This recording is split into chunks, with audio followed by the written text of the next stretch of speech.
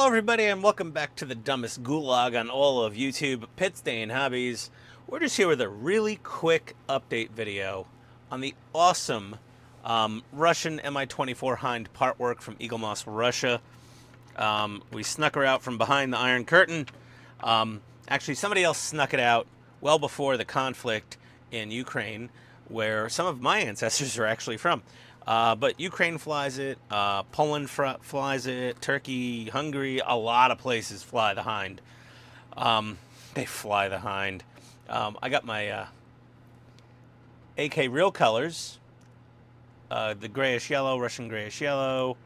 Got some cockpit turquoise, some rubber black, some green, some air superiority blue, because we are going to repaint this entire model because of all the exposed screw holes on the outsides of the panels. Other than that, this thing looks absolutely amazing. We've got our landing gear all done. There's a speaker in here, which we can hear because the battery compartment's in here, and there's a little circuit board. Kind of rudimentary. That's all it does.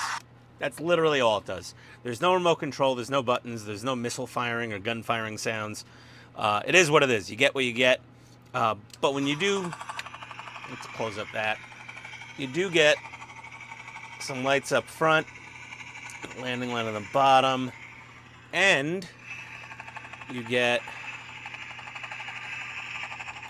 the interior crew compartment lights light up. Those look awesome as hell. And this is just getting annoying. And there is a blinking light up here. It's probably going to go through this little hole. So far, the entire frame has been metal. The skeleton has been metal. The skeleton from here back so far has been, this is all plastic, but there's a lot less metal on here, a lot less weight to carry. Don't pick it up by the tail, obviously, if you happen to acquire one of these little beasties. But yeah, that's oh my god. It is nearly 30 inches long, or about 30 inches long. From the tip of the gun to the end of the tail, it's actually a little over 30 inches long. You already saw the cockpit details and with the engines and turbines, and we've added a lot more panels on the exterior, and they're all just screwed into place like you would expect, and a couple other little press-on and glue-on things. But it is a beautiful model. It is very cool. They give you some wedges to insert in the landing gear in both the front and the back landing gear to make sure they don't collapse when you sit it down on its gear. And you gotta kind of be conscious of these bay doors when you put it down on the gear. And you can close the back doors when she's down on their gear. It's pretty damn awesome.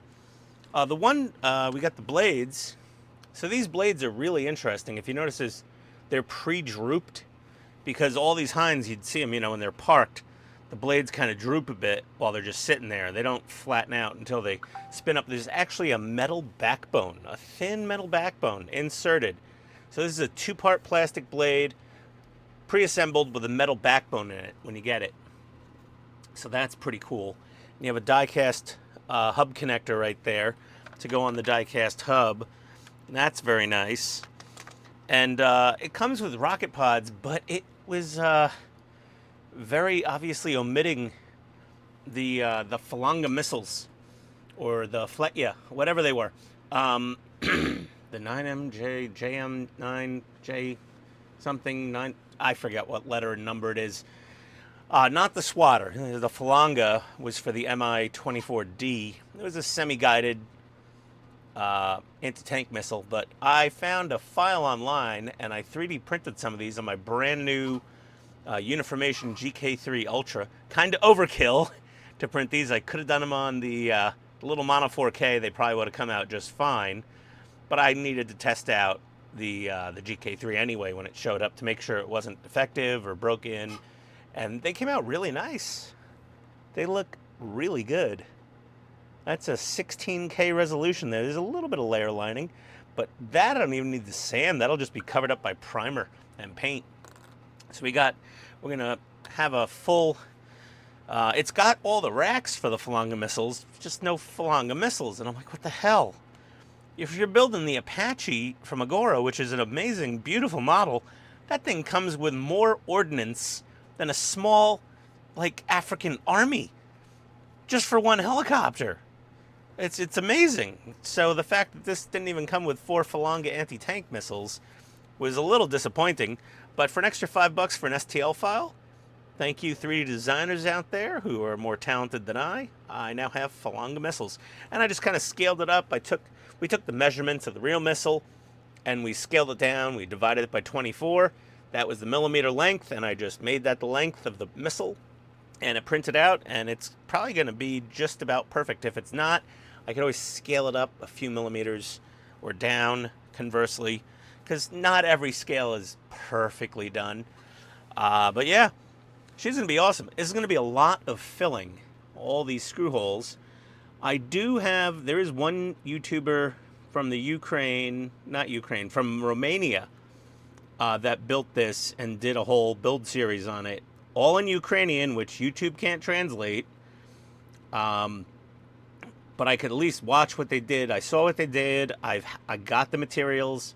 I saw the technique. It's actually not terrible. So we should be okay. And most of everything fits really damn nearly perfectly. Enterprise D from Eaglemoss, this is not. This fits really well.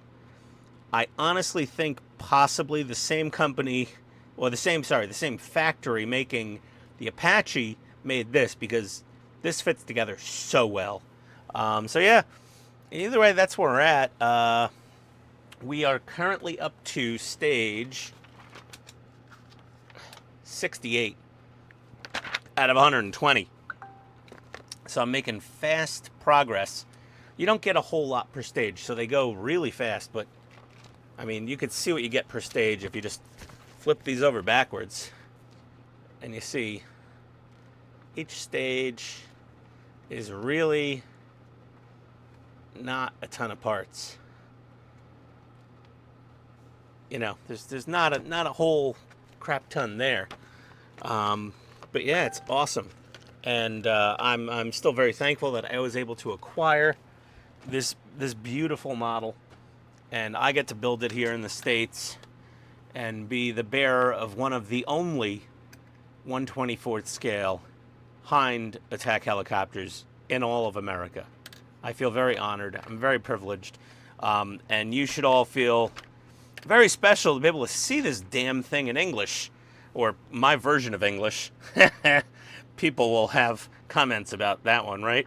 But yeah, it's a really cool model, really fun. I'm really enjoying it. So either way, stay tuned for more build fun. The real fun part for the modelers on my channel, for like the real scale modelers, as occasionally one or two of them call themselves. You get it. I know that's contentious. Sorry about that, but will be me doing all the body filler and the priming of this and the repainting of this and the weathering of the outside, and trying to make it look as much like a real scale modeler for some people as possible, even though any scale model of a thing that you build is a scale model. Partwork scale models are newer to the United States, so the psychology and the social provenance and like status of a partwork model is still kind of, people turn their nose up to it sometimes. Some of the more old school guys are like, that's not a real scale model. I'm like, how are you dealing with the 3D printer guys that are just printing out an entire model and then painting it and having this beautiful, perfect model? They're still building, they're still making, okay? And then they're doing all the paint work and all the lighting and all the finishing touches. Maybe they're casting rubber wheels for it, you know, with 3D printed casts, and then mixing 2-part rubber and just, you know, modeling is all forms of sorts. Scale modeling, it takes many different forms. I'm not using this as like a social friggin' soapbox to stand on or anything. I'm just saying, guys, If someone says, I build scale models, they're your friend. They're your compatriot. Doesn't matter what kind of scale model they build. What about the wooden scale modelers? They might think all the people working in plastic are a bunch of imbeciles. Like, oh, that's not a real model unless you're doing it in wood. And then before that, there'll be some guy that still looks like a caveman from the Progressive ads or the Geico commercials. And be like, no made of rock is no scale model. Oh. You know, who knows? It probably went back generations of people, you know, dissing on the people doing different styles of building. There you go. It could go to any industry. Oh my gosh. IT. Oh boy. You don't know Cisco command line code? I don't look down on you. I just go, would you like me to teach you some? It's pretty interesting. Or that's fine. You don't need to know it. You do you. So either way, thank you for watching. Like I said, a very quick update intro. I also did finally organize all my damn extra screws from this model because there are a lot of them. And a lot of them are pre-painted, so it doesn't matter. In the long run, we're going to paint over the whole damn thing. But yeah, it's so cool. I mean, 30-inch long MI-24 Hind. And I mean, full footprint sitting on a table when it's done with the rotor blades on. You can add about that many inches to the 30 inches. So probably about 33-inch front to back footprint of this thing sitting down on your final display surface. So you better have a lot of real estate handy. The same goes for the Apache. That's going to be a massive beast as well. But these rotor blades are actually a little bigger than the Agora Apache rotor blades. But yeah, fantastic model. I love it. And I love all of you. And we'll see you next time on Pit Stain Hobbies. Adios, comrades.